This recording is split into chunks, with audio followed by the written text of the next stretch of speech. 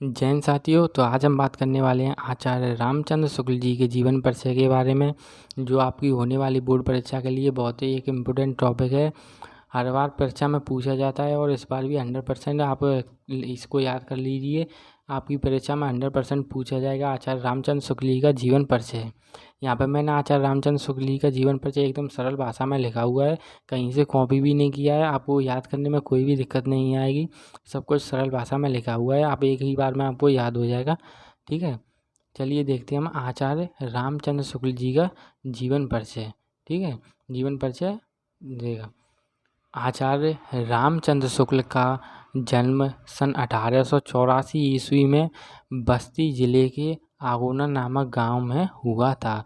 यानी जो आचार्य रामचंद्र शुक्ल जी थे, इनका जन्म सन 1884 ईस्वी में बस्ती जिले के आगोना नामक गांव में हुआ था। ठीक है, इनके पिता का नाम चंद्रावली शुक्ल था। यानी जो आचार्य रामचंद्र शुक्ल जी थे, इनके पिता का नाम चंद्रावली शुक्ल था तथा माता का नाम इनका क्या था, विवासी देवी था।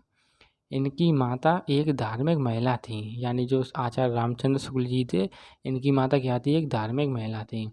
इनकी प्रारंभिक शिक्षा इनके पिता के पास मिर्ज़ापुर में हुई। यानी जो आचार्य रामचंद्र शुक्ल जी थे, इनकी जो प्रारंभिक शिक्षा थी इनके पिता के पास मिर्ज़ापुर में हुई थी और मिशन स्कूल से 10वीं की परीक्षा उत्तीर्ण की। यानी जो मिशन स्कूल था, तब कोई कह सकते कोई स्कीम होगी, उससे इन्होंने क्या किया था, 10वीं की परीक्षा उत्तीर्ण की।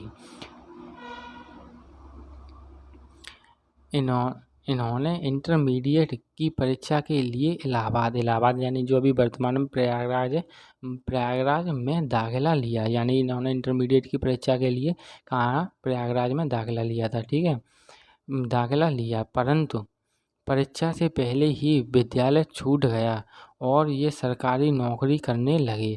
यानी जो परीक्षा होनी थी इनकी, इससे पहले ही इनका क्या हो गया था, जो स्कूल था वो छूट गया था। यानी ये इंटर के परीक्षा नहीं दे पाए थे, कुछ इनकी कह सकते हैं परिवार की जो प्रॉब्लम रही होगी उस वजह से। ऐसे आपको इस बात से आपको ध्यान रहेगा। ठीक है, किंतु स्वाभिमान के कारण यह सरकारी नौकरी करने लगे। यानी जब जिनका विद्यालय छूट गया और ये क्या करने लगे, उस टाइम पे सरकारी नौकरी करने लगे, किंतु स्वाभिमान के कारण यह नौकरी छोड़कर मिर्ज़ापुर के मिशन स्कूल में चित्रकला अध्यापक हो गए। यानी जो हमारे आचार्य रामचंद्र शुक्ल जी थे, इनका विद्यालय छूट गया था, इसके बाद ये क्या करने लगे थे, सरकारी नौकरी करने लगे थे। किंतु क्या था, ये लेखक थे, इस वजह से इनके अंदर स्वाभिमान था। तो स्वाभिमान के कारण इन्होंने क्या किया था, अपनी सरकारी नौकरी जो थी वो छोड़ दी थी और एक जो स्कूल होगा उसमें चित्रकला के अध्यापक यानी जो कला होती है उसे पढ़ाने लगे। ठीक है, हिंदी, अंग्रेजी, संस्कृत, बंगला, फारसी आदि भाषाओं का ज्ञान प्राप्त किया। यानी यहाँ पे आप 2-4 भाषाएं कोई नाम लिख दो और ऐसे लिख दो, इन्होंने ज्ञान प्राप्त किया था, इससे आपका जो है बड़ा हो जाएगा। इन्होंने 19 वर्षों तक काशी नागरी पिछाड़ी पत्रिका का संपादन भी किया। यानी जो आचार्य रामचंद्र शुक्ल जी ने 19 वर्षों तक काशी नागरी पिछाड़ी पत्रिका का संपादन भी किया था। इस लाइन को आपको जरूर लिख के आना है पेपर में। ठीक है, इनकी नियुक्ति काशी हिंदी विश्वविद्यालय में हिंदी विभाग के प्राध्यापक के रूप में हो गई। यानी जो आचार्य रामचंद्र शुक्ल जी थे, इनकी जो नियुक्ति थी वो काशी के हिंदी विश्वविद्यालय में के विभाग में, हिंदी विभाग में अध्यापक के रूप में हो गई थी। ठीक है, इसके बाद और सन 1941 ईस्वी को इनका देहांत हो गया। इसे कब हुआ था, सन 1941 ईस्वी में आचार्य रामचंद्र शुक्ल जी का देहांत हो गया। ठीक है, हिंदी साहित्य में शुक्ल जी का प्रवेश कवि और निबंधकार के रूप में हुआ था।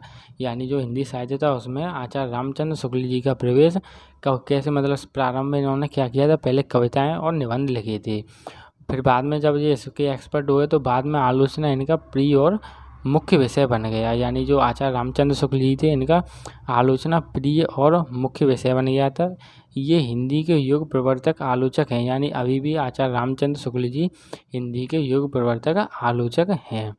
ठीक है, यहाँ पे आपको ये सब क्लियर हो गया होगा आचार्य रामचंद्र शुक्ल जी का जीवन परिचय। इतना आपको पेपर में लिख के आना है, इतना काफ़ी होगा आपके पेपर के लिए। अब फिर उसके बाद आपको ऐसे रचनाएं खाली पेन से हेडिंग डालनी है। वैसे पेपर में एक ही कृति के नाम या फिर रचना का नाम पूछता है तो आपको कम से कम 3 लिख के आना है। यहाँ पे मैंने सबको एकदम सरल रचनाएं लिखी हुई हैं, जैसे रश्मिमास, चिंतामणि, मित्रता, अध्ययन, हिंदी साहित्य का इतिहास, हिंदी शब्द सागर। तो ऐसे करके आपको पेपर में लिखाएंगे तो आपको पूरे नंबर मिलेंगे। चलिए एक बार इनके जो लाइन हैं कुछ इम्पोर्टेंट उन्हें दोबारा से देख लेते हैं। जैसे आचार्य रामचंद्र शुक्ल जी का जन्म कब हुआ था? 1884 ईस्वी में हुआ था। कहाँ पे? बस्ती जिले के अगोना नामक गाँव में। इनके पिता का नाम क्या था? चंद्रावली शुक्ल था। और इनकी माता का नाम क्या था? विवासी देवी था। ठीक है। मिर्ज़ापुर से मिशन स्कूल से इन्होंने क्या किया था? 10वीं की परीक्षा उत्तीर्ण की थी और इंटरमीडिएट की जो परीक्षा दे नहीं पाए थे। इन्होंने क्या किया था? 19 वर्षों तक काशी नागरिक पिछाड़ी पत्रिका का संपादन किया था। ये भी लाइन आपको ज़रूर लिख के आनी है। बाकी का बीच का आप लोग देख लेना कैसे, मतलब सरल है, एकदम याद हो जाएगा, 2-4 बार फिरेंगे तो। और सन 1941 ईस्वी में इनका देहांत हो गया।